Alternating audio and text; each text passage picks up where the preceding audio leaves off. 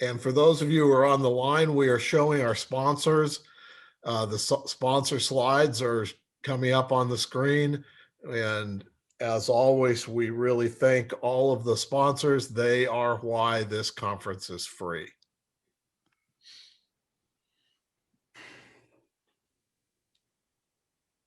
Okay, it's noon. Welcome everybody to today's second part of a triple header this week of conference sessions for the Florida ALHFA Conference 2021.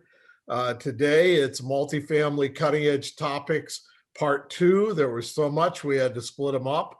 But before I turn it over to a moderator today, Catherine Driver, who's on the Florida ALHFA board and executive director of the Pinellas County ALHFA. Again, we want to thank all of our sponsors.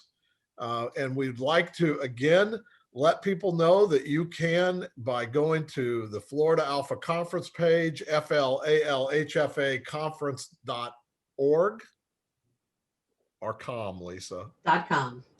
.com, sorry. FloridaALHFAconference.com. On that site is the conference brochure, the journal, which will be officially released next week, of local programs, and the exhibit hall, where some of our sponsors have put up exhibits that you can visit. And when you visit the exhibit hall, you can put your email in and be eligible for prizes that will be randomly drawn at the end of the conference. Right now, we were looking at doing 10 prizes for exhibit hall visitors, and we know there's been a lot more people that have visited the exhibit hall, but only 11 have decided to leave their emails there to be eligible for prizes. So if you're one of those 11, you got a 10 out of 11 shot at a prize, but we hope that other people will join that before next week. Also next week, we have the breakfast sponsorship. Susan, if you could quickly go through that. Yeah, we decided based on Catherine Driver specifically had suggested that they had seen this at another conference and had done this. We are having Uber Eats will be available to those who are registered for the conference, and the vouchers for those will be individual. So you will get an email based on the email you gave associated with being registered for the conference, and you'll get instructions on how to access that. That will be available from 12:01 a.m. Monday until 11:59 on Thursday, p.m. on Thursday. And you will need to be registered. You need to have an account with either Uber or Uber Eats so you can access it. But there'll be instructions, and they will go out on Sunday afternoon. So look for that from my email address, and there'll be a link, and you will link to get your voucher and download that voucher for you. And they are all individual. They cannot be shared. So if you gave somebody else's email for your registration, then they're the ones that will get it. Anyway, so that's happening next week, and that's being brought to you by First Housing. So thanks, Susan. And before I turn it again to Catherine, just a reminder, in the chat, you can type questions. I'll be monitoring those. So if you have questions, just type them in the chat and we will ask them to the group. Catherine, it's all yours. Thank you, Mark and Susan, and thank you everybody for joining us. I'm very excited about this panel today. We have a great group of experts who are going to be talking to you about multifamily cutting edge topics. First, we'll have Marissa Button, who will be speaking from an issuer standpoint. She's the Director of Multifamily Programs with Florida Housing Finance Corporation. I'm sure everybody's familiar with Marissa. We also have Barney Smith, who is currently the board chairman of the Jacksonville Housing Finance Authority. He is also the former board chairman for the Florida Housing Finance Corporation, and he'll be speaking from a board member's perspective. And then our last expert who will be speaking is Mark Fredericks, who's the Senior Vice President of Multifamily Services with Amerinet, and he'll be speaking to us from a credit underwriter compliance monitor perspective. I think all of you, like the Pinellas HFA, have probably seen an increase in applications from developers for multifamily transactions, given the 4% LIHTC floor changes, the fact that there's a sale application competitive cycle coming up at Florida Housing. You also may hear from developers who want to get LGAO, the local government area of opportunity, for the 9% competitive application cycle that's also coming up with Florida Housing. We're seeing a lot of applications come through, both for new construction and for acquisition rehab. So we thought this panel would be a great way to look at things from an issuer's perspective, board members' perspective, and some of the working group team as well, of kind of what to look for. Should we revamp our applications? What should we be asking for from the developers and things like that? So without further delay, I'm going to turn it over to Marissa. Thank you, Marissa.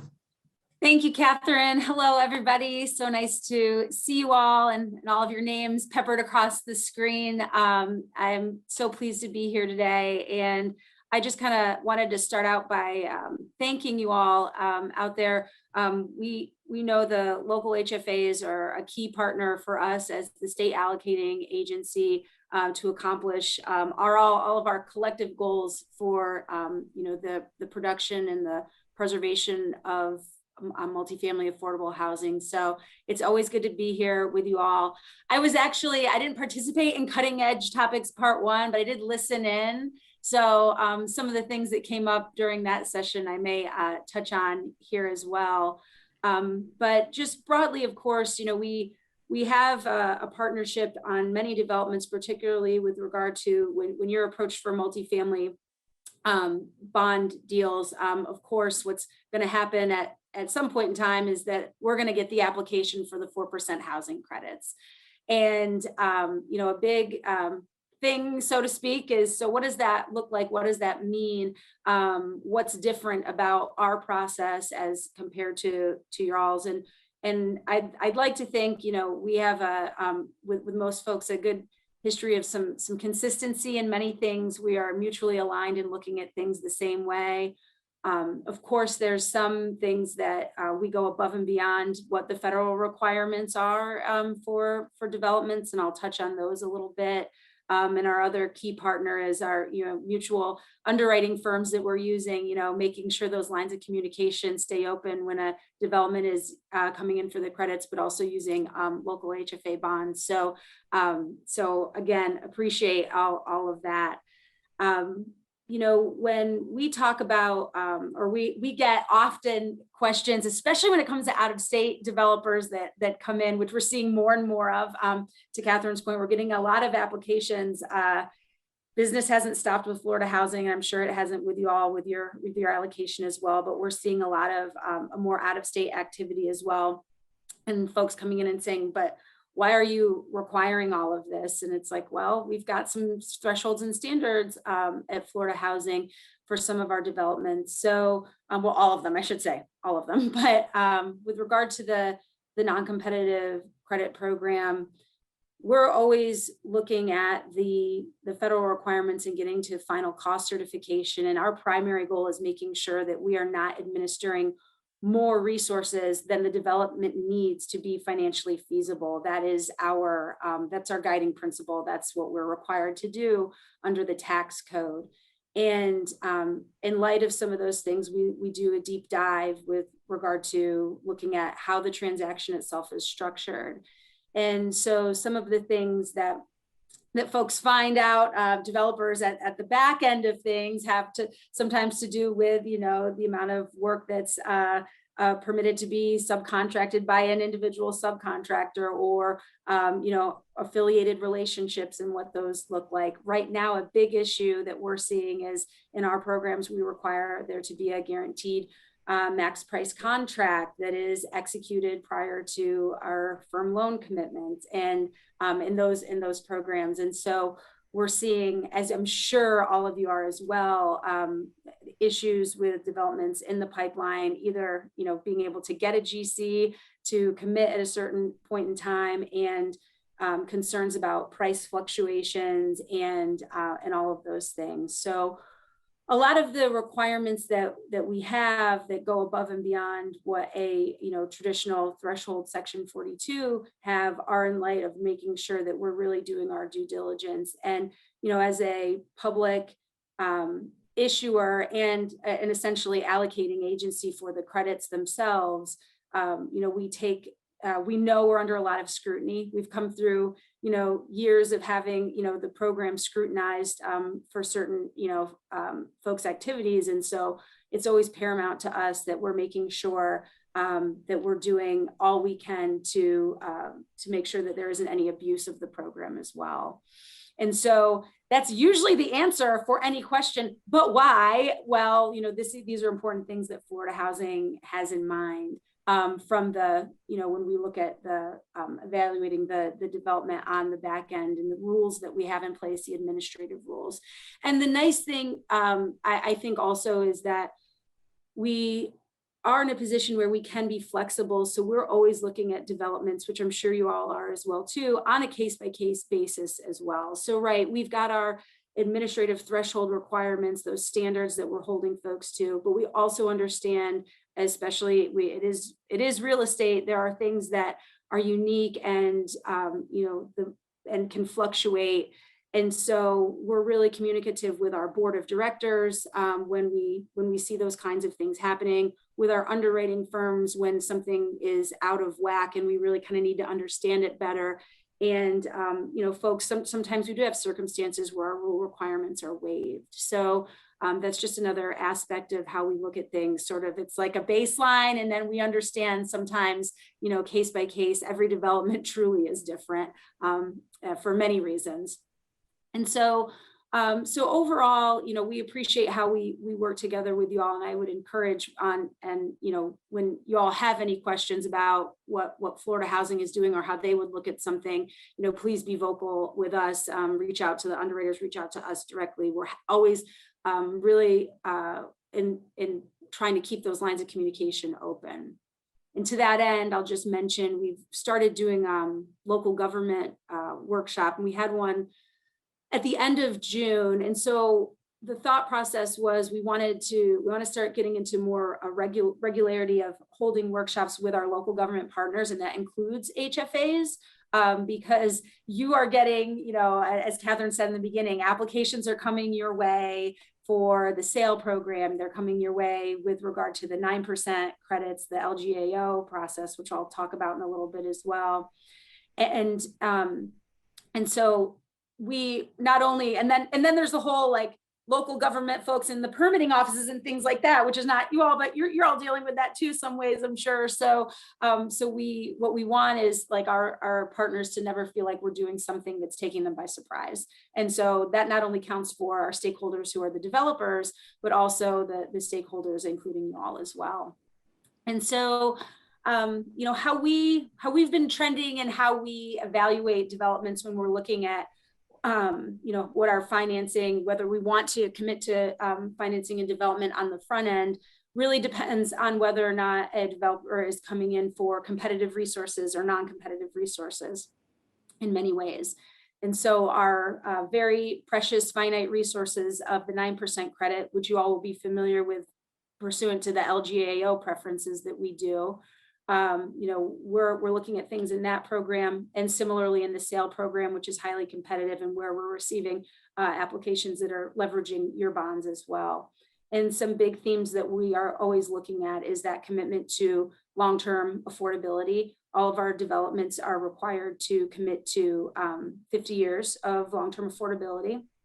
We're also requiring developments that are in the competitive program to meet certain proximity thresholds. We want to make sure our developments are close to community services, that they are not in the middle of nowhere where the residents don't have access to community services, and for the most part, especially in large counties and in some medium counties as well, that includes public transportation. So those have been two big things we've always looked at. And we talk about community services, we're talking about things like grocery stores, pharmacy, school, those big picture type of things.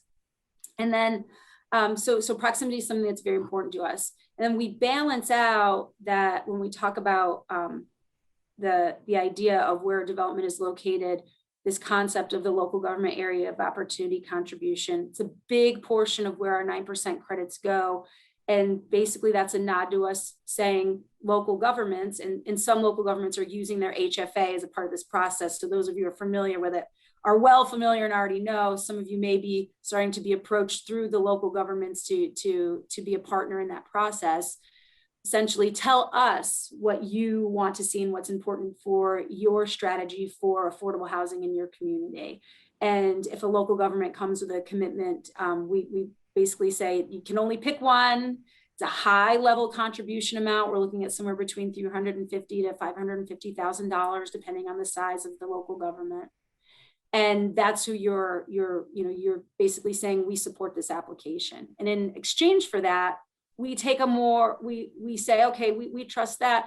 Maybe we're not going to require, we're going to give you automatic points for things that are close to those community services or transit. Because you may have the idea, the local government may have the idea, we want to commit to revitalization in this area, what have you. So that's a little bit of the background about that, why we look at it in that way and why it's important. We've also recognized some local governments over the years, and some of you may be connected with those applications. Keep trying, and you haven't been able to get there, and you got the developers to keep coming back to you. And so this year we're doing a look back of preference and saying, we're going to give a higher priority to those local governments in the medium county RFA who have continued to support applications, and we acknowledge that's important for you all too.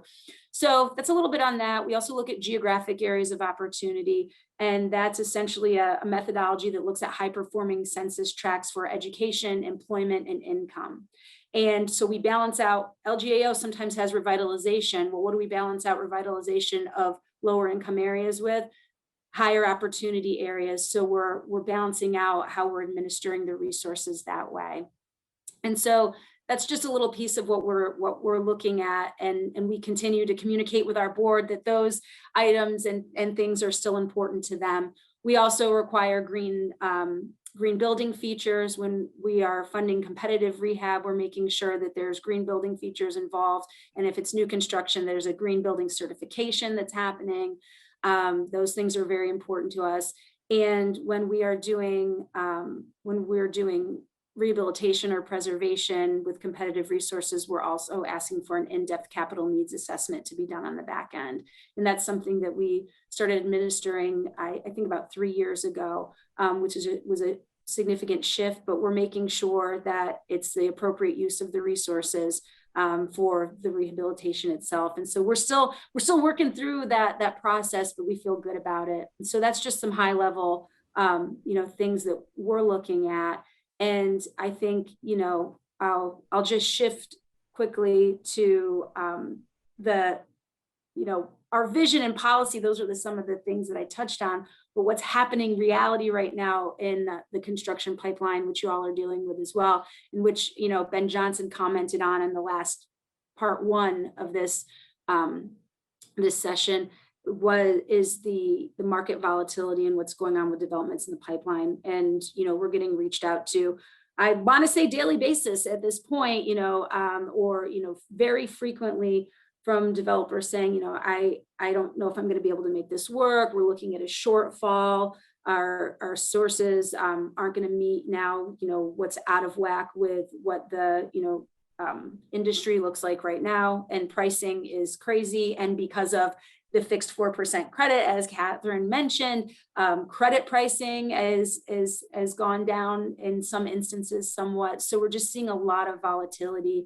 And we're talking with our board of directors about that. And, we're looking at parts of our program that are difficult to meet. As I mentioned before, when we're talking about asking for guaranteed max price contracts for developments to get their firm loan commitment, and they're not going to close until 6 months later, we're seeing it's difficult for folks that don't have a captive general contracting firm and they need true third-party general contractors. We're seeing issues there that we're looking at. And so we're looking at also, timing, because we have timing requirements and what that's going to look like. And also what we can do in terms of potentially sources to help see the need. But everything's really in flux. So if anybody has great ideas also, we like to communicate, like I said, a lot, and are willing to listen to that. But in light of, all of those things that are going on, the other thing I wanted to mention that we do require are guarantees, construction completion guarantees for our developments. And I think some of you may be in the same boat, but especially when things get really volatile as they are now, we are committed to seeking completion guarantees from each general partner or manager or managing member, and those can, that includes personal guarantees as applicable. And it's something that we have not, we don't like to waive. We find it important for all the parties involved significantly to have skin in the game through that guarantee. And so I just wanted to mention that because as things get crazy, we want to make sure that we are, as being a heavily scrutinized, entity that's issuing public funding and administering public funding, that we're protecting, and good stewards of the resources that we're administering. So I have talked a little while, so I want to stop talking and either I'll turn it back to you, Catherine. Okay, well, thank you, Marissa. That was a really great information. And I think I speak on behalf of all the local HFAs that we appreciate the partnership that we have with Florida Housing. We're going to turn next to Barney Smith. He's going to talk about looking at these transactions from the perspective of a board member. What does he like to look for in the applications, in credit underwriting reports, maybe setting policy? How does he prepare for board meetings, things of that nature? So I'm going to turn it over to you, Barney. Thank you. Thanks, Catherine. Can everybody hear me and see me, I hope? Okay, let's get going. From the discussion topics that were on the agenda for this session, I believe that I have 4, maybe 3.5 questions to address, all from the perspective of an HFA board member. So let me jump right in and get going. The first question was, aren't HFAs just conduit issuers with little responsibility other than compliance with the tax code when the bonds are issued? Well, yes, the HFA is a conduit issuer, of course, but no, they aren't just conduit issuers. The HFA should do much more than just issue bonds. They need to create, discuss, and state their policies. The HFA, in their Notice of Funding Availability, or NOFA, and in its request for applications, should state exactly what they're looking for in a development on the front end in a very specific list of selection criteria. And some of that criteria, Marissa touched on some of these, could be long-term affordability. Does the HFA want long-term affordability? Marissa mentioned 50 years. I believe down in Hillsborough, they're looking for perpetuity. In terms of location, does the HFA want development in one area of town and not another part of town? And in Jacksonville, for example, for several years, we required development in the original city limits pre-consolidation before the county and the city became one. And we wanted to encourage development in or near the urban core of downtown.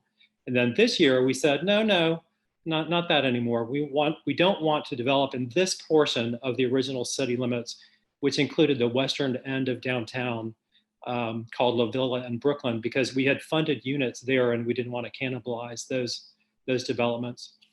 And then regarding the number of units, if we receive 2 applications, one for 50 units, one for 100, we'd rather fund 100 units. We're not going to fund 300 units, of course, but we want to make a difference. Proximity to employment is one criteria that we added into our application this year. We don't want to fund a property that's too far out in the boonies with no services. We want proximity to public transportation and community services. Marissa mentioned those.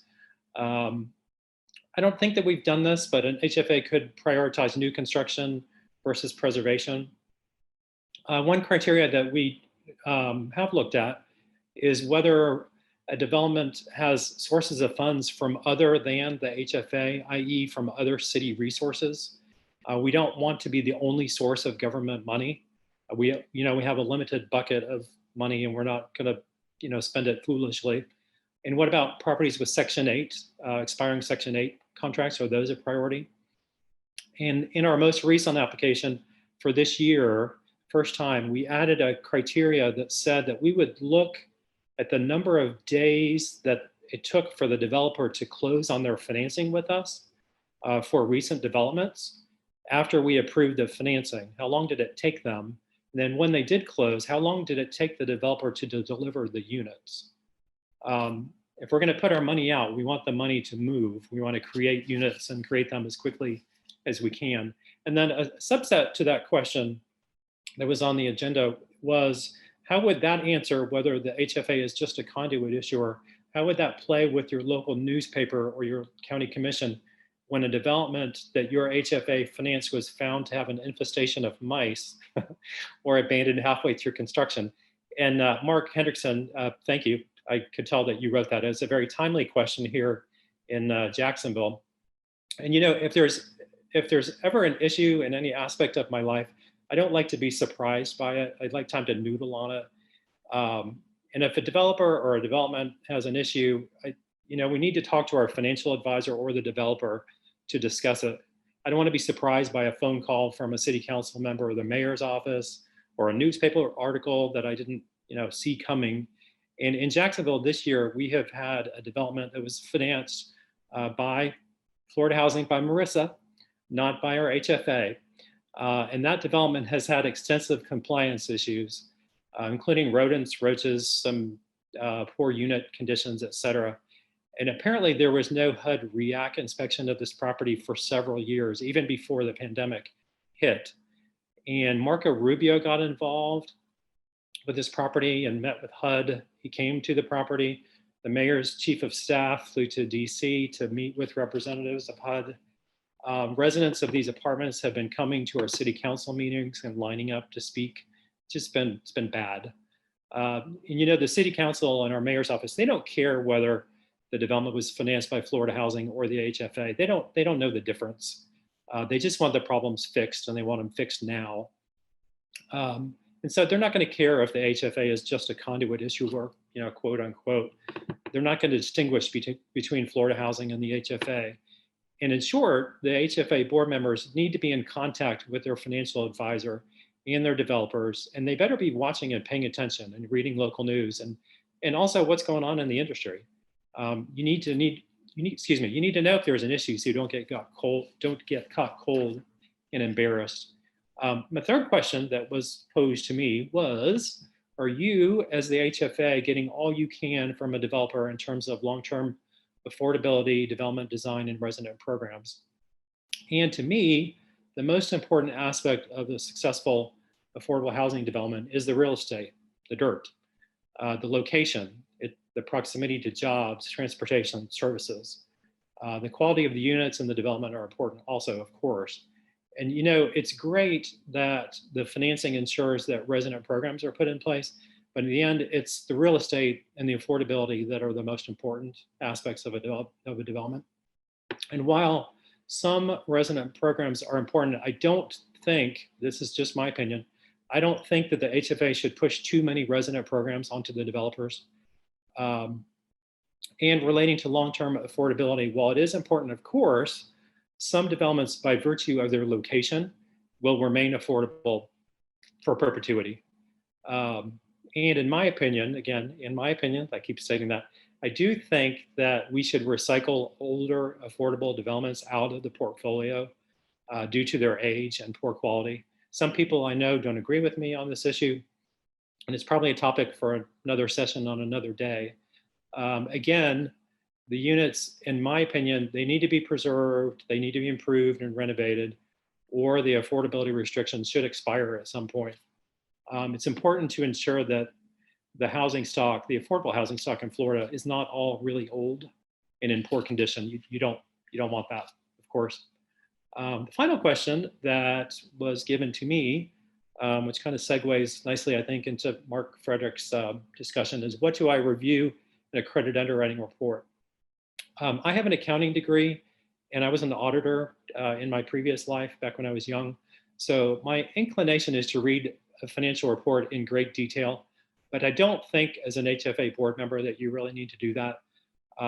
Credit underwriters are hired because they're experts in affordable housing, and they fully analyze a proposed development. And as an HFA board member, you should rely on the credit underwriter to identify and analyze issues in a proposed deal. And you should rely also on your financial advisor to identify and review issues. But I can't let go of my accounting degree. So I do review the credit underwriting report, the details, Look at the location. Where is it? What do I know about the submarket? Does the developer own the land, or is it under contract? If they own the land, the developer is going to be more motivated to get the development moving. I'll look at the summary of the market study that talks about occupancy in the submarket and competition in the area. I'll look at the executive summary. What are the strengths and the weaknesses of the development, the market, the developer? What are the concerns of the credit underwriter? What mitigating circumstances do they bring up that address those concerns? And what do they recommend? Importantly, I also look at what portion of the developer fee is paid during the construction period and the permanent period. I want to see if the developer really needs the amount of the loan that they're requesting from our HFA. With our limited resources, we want to loan, much like Marissa said earlier, we want to loan the amount needed to get the deal to work, but not more than that, so we can retain money to fund other developments down the road.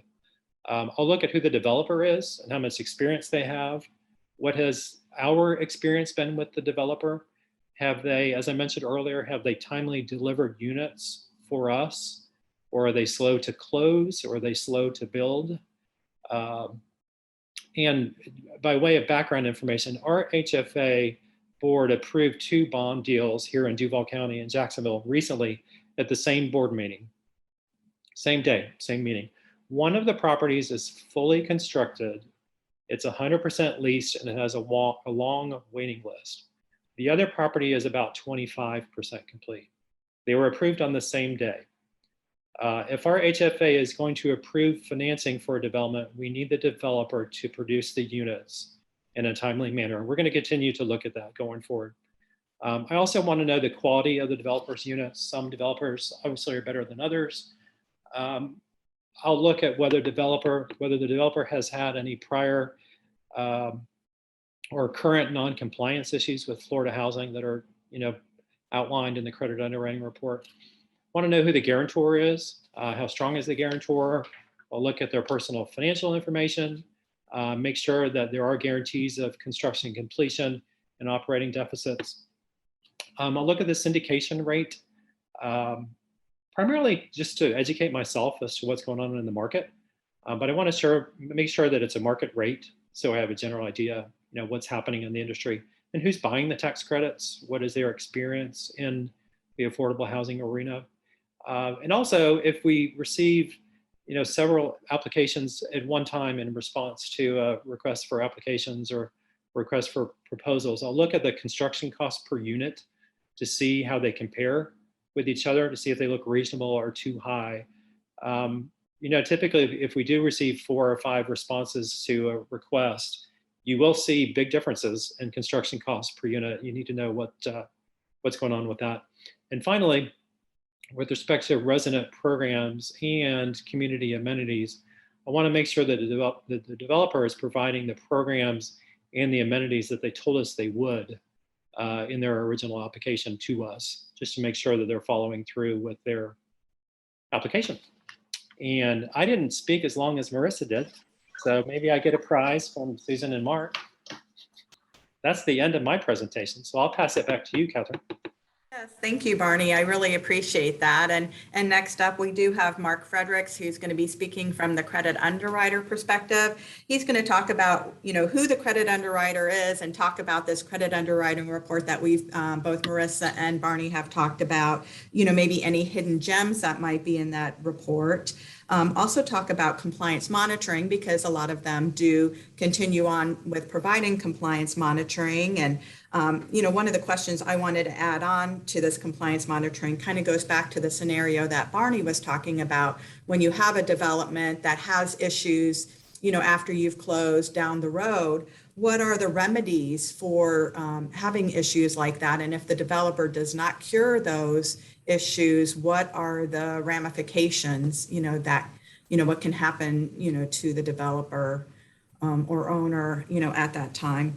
And then also maybe talk about construction servicing and is it necessary, and maybe even the guarantees that, we've talked about too in prior presentations. So I'll give it to you, Mark. Thank you. I appreciate that, Karen and Barney. That was a great segue into what I'll be presenting. I'll be touching on some underwriting here and there. The first multifamily session, Ben Johnson with Seltzer Management discussed underwriting. So some of what I'll be presenting touches on that here and there, but I'll primarily be talking about some of the servicing and compliance monitoring, as I said. Amerinet, for everyone, is one of 3 servicers in the state of Florida, the other 2 being First Housing and Seltzer, that contract with the housing finance authorities, as well as Florida Housing Finance Corporation, to provide underwriting, loan servicing, and compliance monitoring services. I'll be discussing primarily the services and the need for those services post-underwriting, but there's a lot of material here to cover. So if you have any questions, please feel free to reach out to me after this presentation. I'm more than happy to discuss this further at your convenience. Some of the work related to servicing and compliance is completed in underwriting. And I'll touch on that briefly here and there. The primary question I'll be addressing today is, why are these services and compliance monitoring necessary?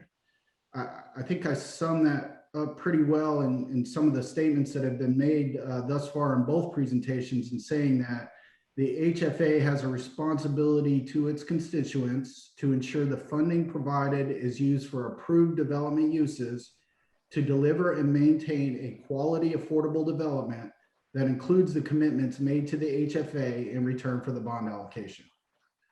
While there are various participants with various interests in the development, as my colleague said in the last session, none of them are looking out for the HFA and ensuring the commitments made to the HFA are adhered to.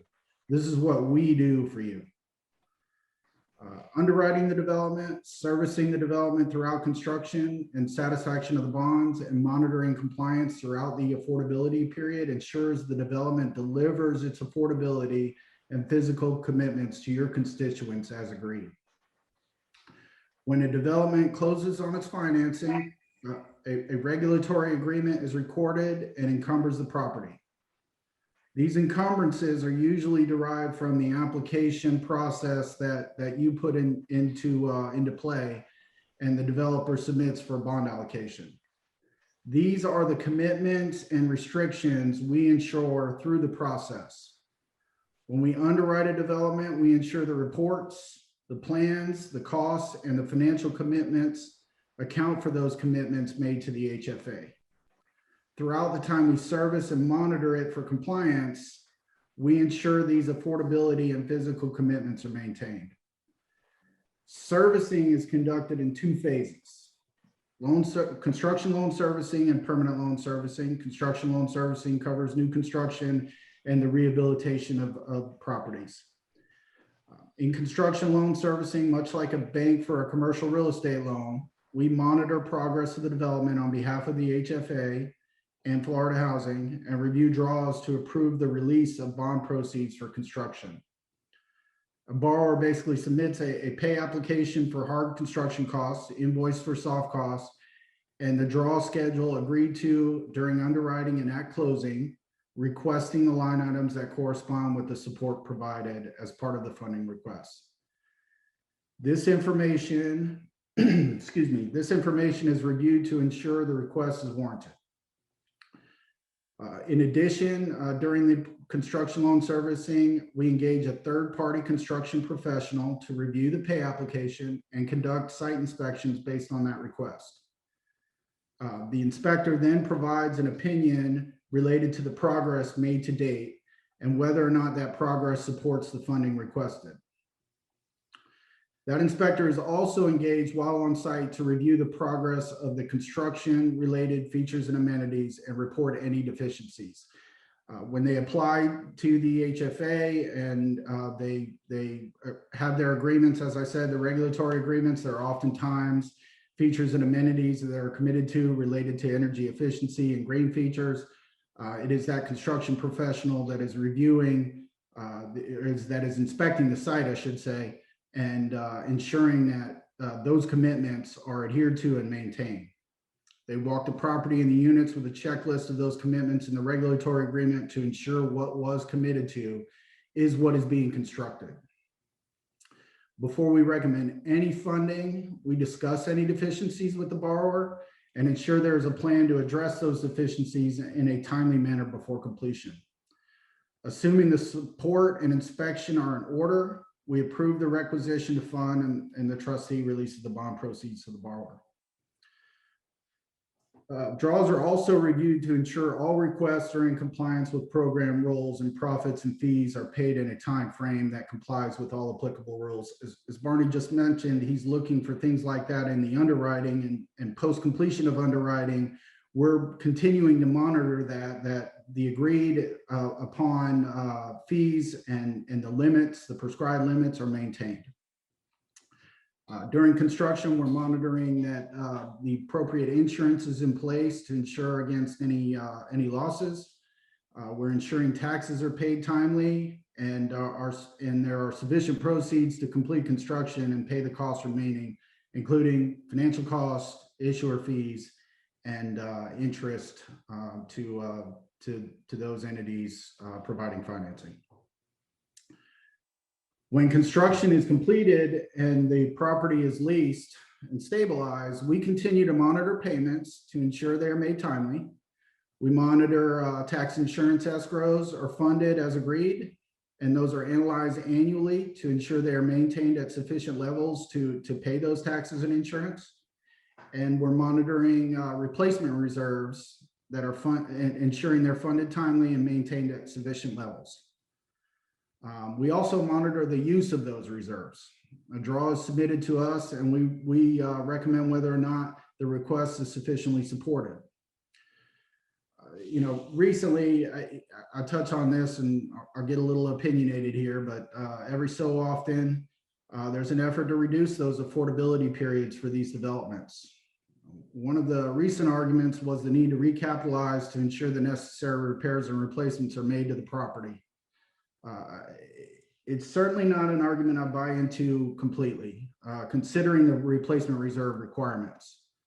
If the property conditions are assessed like they should be, these reserve requirements are maintained like they should be, and the reserves are used what they are intended for to be used for, there will be sufficient capital to maintain the property for the affordability periods that are out there. Oversight of that process and ensuring the uses are for capital replacements as opposed to general repairs is absolutely necessary to ensure the long-term viability and marketability of these properties throughout the affordability period. With servicing, we are monitoring the finances of the property similar to the way any lender would. In compliance, we monitor more of the physical and regulatory aspects of the property. Much like asset management functions conducted by a lender, while there are similarities to what we do with what a lender does, again, we're doing it with the interest of the issuer and their constituents in mind. Moving into compliance monitoring, prior to stabilization of the property, we conduct a pre-occupancy conference with the borrower and the management company representatives to ensure a mutual understanding of federal requirements related to affordability. We're reviewing the regulatory agreements with the borrower and their representatives, primarily their management company. And we discuss the applications, tenant certifications, tenant income restrictions, income limits, rent limits, fair housing, accessibility, and reporting requirements. We're providing as much guidance and access to resources as possible to ensure the property understands what is necessary to comply with the regulatory agreement. On a monthly basis, the borrower is required to submit program reports that include occupancy reports, tenant income certification, and continuing program compliance certifications. We review these reports for accuracy and compliance, discuss deficiencies, and resolve discrepancies with the borrower as applicable. This is an ongoing process monthly throughout the affordability period to ensure the property is rented to qualified tenants. Obviously, that is the goal, to ensure that the property is rented to qualified tenants and to be maintained in a quality manner. On-site reviews of each property are conducted at least annually. These reviews include an examination of tenant files, a review of administrative procedures, and a physical inspection of the property. we basically take a random sample of the tenant files and the units to be inspected. But we do have to give notice to the management to prepare accordingly. Tenant files are reviewed to confirm the application is complete and includes total income from all sources, that the income was verified to ensure the tenant qualifies, that the leases include all tenants, and that it meets the terms of the regulatory agreement.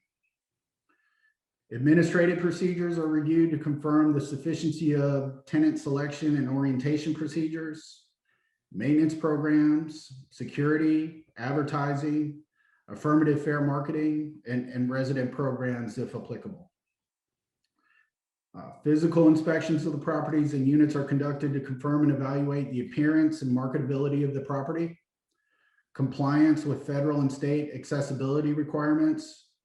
The unit features and development amenities are maintained as committed in return for the bond allocation.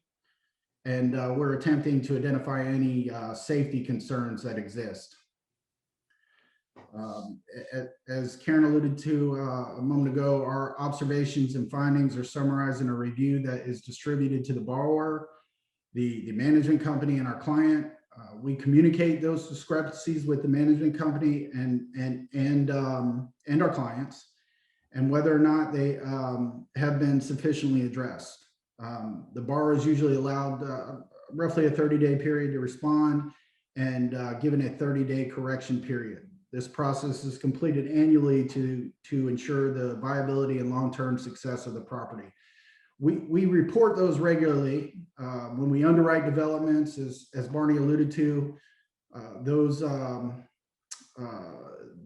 Those deficiencies, if you will, are reported accordingly to allow for decision making on any new developments going forward. But oftentimes we're able to negotiate and come to an agreement and get those resolved rather quickly. It's in everybody's best interest, and we've had a lot of success doing that. This certainly summarizes the process we go through to confirm compliance, and I'm happy to answer any questions you may have at this time. Thank you. I appreciate everybody's presentations. I'm going to turn it over to Mark to see if there's any questions. Yeah, one question start with Mark Fredericks, but anyone could speak to this one. During the COVID period, almost everyone suspended on-site inspections of properties, and therefore on-site, both the physical inspection and the looking at the tenant files on-site. As we've come out of this period, I've seen some of the worst monitoring reports that I've ever seen, where properties are not being well maintained and tenant files were terrible. And it looks like as soon as they, some management, people knew that you weren't coming, that they kind of quit working. So am I just getting the weird ones, or is that something you're seeing across the board? And is it indicative of what would happen if you didn't have ongoing monitoring?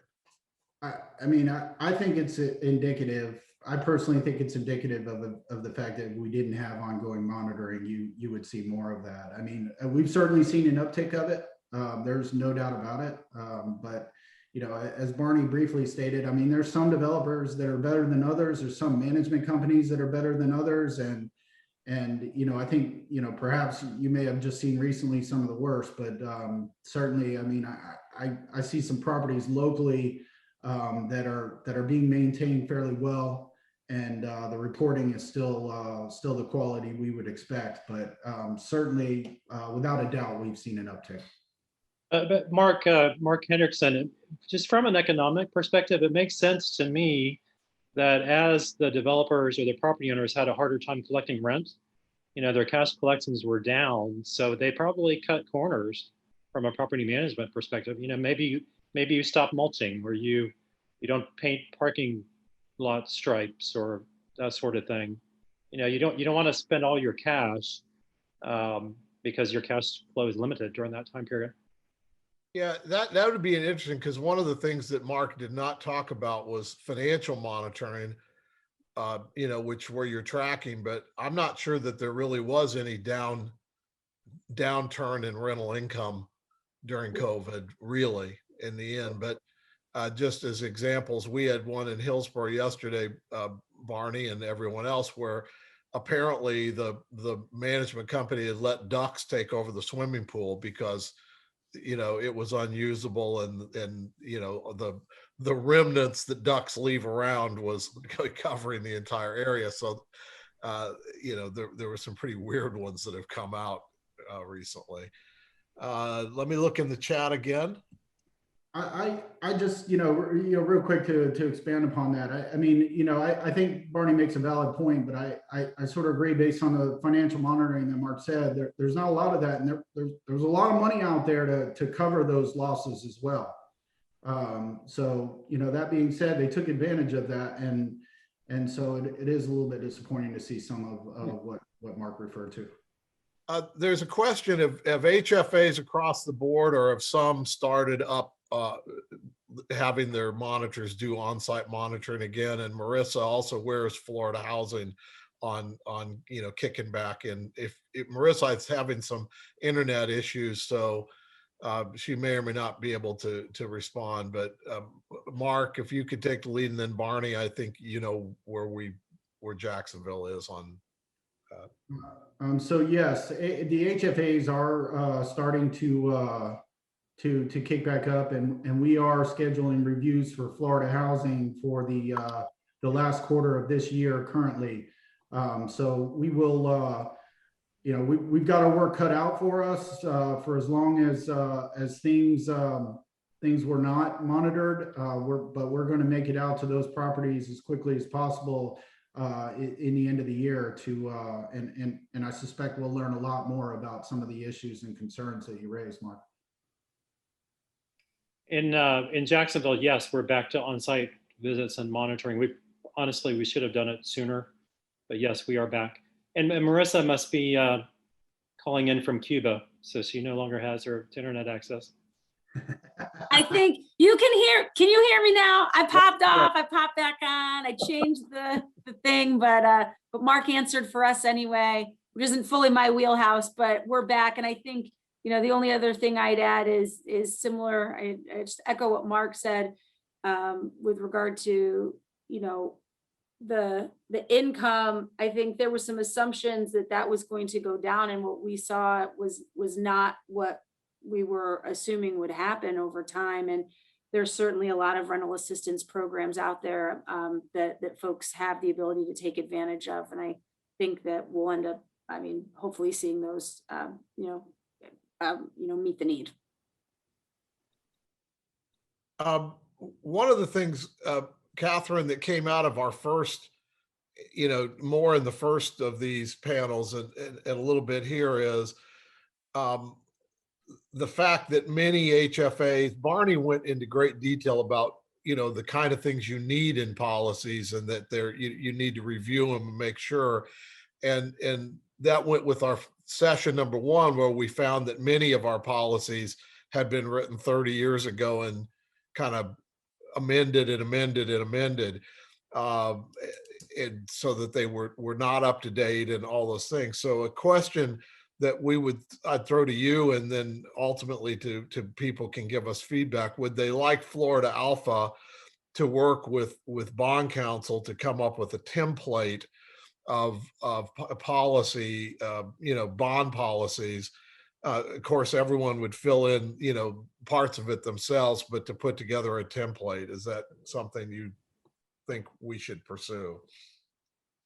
I think that is a really great idea. I think that, we do have to tailor them for our specific regions and areas, but anytime that we can be in agreement on certain things so that the developers are kind of seeing the same requirements across the board, and even matching what Florida Housing's requiring, I think that's better. We try to do that in our single family programs, and I think that it's a good thing to do with the multifamily. And I agree. I think it's time for everybody to dust off the applications, take a look at them and make sure that you're getting everything that you can from the developers and that you're meeting the needs of your community now, not what it looked like 10, 20, 30 years ago. So we're looking at ours. We're even looking at, just the whole process and trying to streamline things. So anytime we can all be in agreement and kind of have something that's matching, I think is a great idea. Barney, did you have anything, coming from, another agency? No. Okay. Thank you. I mean, for what it's worth on my end, I mean, the consistency, I think would be helpful. I mean, there's always an effort to kind of say, well, what they're doing over here and, hey, what about this and whatnot? And look, their markets are different and the needs are different. So certainly there's got to be consideration for that. But I think there's enough issues that exist where the consistency amongst the HFAs would be a good thing and very helpful. Yeah, I don't think there's really a market difference in whether a personal guarantee is useful in Hillsborough County as compared to Pinellas. Agreed. It's either useful or it isn't. But that's it. And Mark, well, I'm going to check the chat real quick here. Laura's, Susan had sent that. So if you want to expound on that, Susan, yeah. Well, I know that on the state level that everybody's really, really focused on making sure the information in the credit underwriting report gets carried over to the LoRa in terms of the amenities and the items that the local, that the HFA is asking or that the developer has agreed to do, basically. And sometimes that doesn't translate as well. On a local level, different bond councils are working on documents and different people are dealing with things. And I think that is really kind of a feature that sometimes gets ignored or not incorporated, and that you really have to focus on making sure your councils or that people at a local level, that the information that the HFA has said they needed and the information and the agreement that the developer has made to the HFA, everybody needs to make sure that it gets into the LoRa, because that's the document that will survive. And Mark, wasn't there another issue surrounding a place to put it on these short-term construction, some of the early? Yes, a couple, but well, first thing is when Mark Fredericks and Ben and Ed do their credit underwriting reports, at least the counties that I work with, one of the addendum to the report are the list of all of the unit and amenity development, amenity features, resident programs, and energy efficiency standards, so that bond counsel can just pull it directly from the credit underwriting report and drop it into the LoRa. But one of the questions that came out is, what do you do on these short-term bonds? How do you make sure you need to work with your counsel to make sure that your LoRa doesn't get extinguished and all your commitments, in 2 years, because the bonds are paid off. So but that's a legal trick, the ways to do that. I also had one other quick little thing is for HFAs to consider having a mini app that makes it easier for developers who are pursuing your municipal bonds with the 4% tax credits and applying for sale. It's a condensed application with a, not as much fee. And that's been working really well for us, and I know for other HFAs. So that's another consideration for other local HFAs to think about. I think that adds to kind of answering the question, why is what we do important, Mark? I mean, that's something, where for some HFAs, all we do is provide an underwriting report. Those services post underwriting will help with some of that. If we participate in the closing, I'm reviewing those documents and ensuring that the LoRa, for example, and the issue that Susan raised includes all of those commitments. And then as I mentioned in my presentation, I'm monitoring throughout the process to make sure that those are there. And wouldn't you be looking at the details of the construction contract to make sure that the physical features are actually in there? Absolutely. I'm looking at that, but I'm also having my third-party construction professional who's doing a detailed plan and cost review ensure that the plans and specifications include all of those commitments. Great. Catherine, I don't see any more questions in the chat, so thank you. Back to you. Thanks. I'd like to thank the panelists for their time today and their expertise, and hopefully it's enlightened everybody. And if you have any questions for anybody, definitely feel free to reach out. And to our developer friends, we thank you for your sponsorship, but we still have responsibilities of HFAs. And I know that in the development community, they often love the HFAs with minimal policies and minimum anything. But our responsibility is to the public and to the people who live in the apartments, not to the people who build them. And I think that's got to be the underlying thing that we always keep in mind. So thanks, panelists. Thanks, Catherine, for a great job. And tomorrow, noon, we have the third session this week, our always favorite ethics and sunshine. Learn about how you can go to prison in just 2 easy steps by violating a few of those laws. So we will hopefully see everybody then. Thank you. Thanks, everybody. Thanks, everybody. Have a good day. Bye. Bye. Bye, Marissa.